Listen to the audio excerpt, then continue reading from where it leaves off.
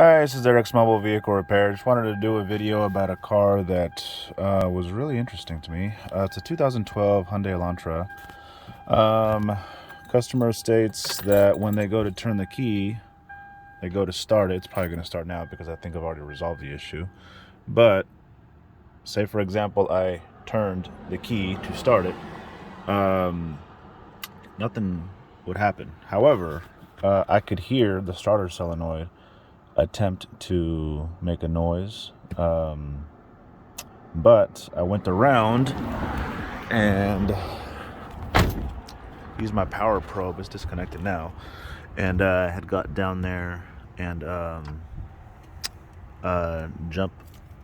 pretty much jumped the wire to the starter solenoid, and it started right up.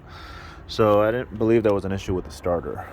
Then I went back in and started a few times, and it would start intermittently.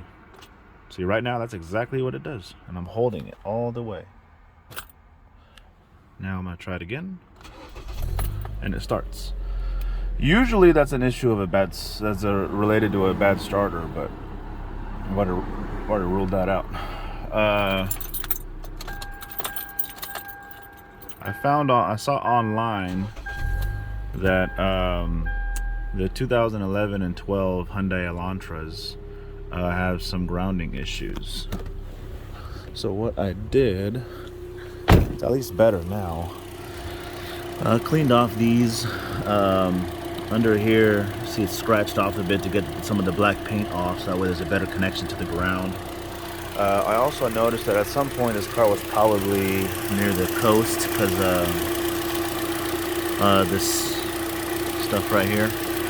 I also cleaned off this ground, that ground, and the vehicle actually starts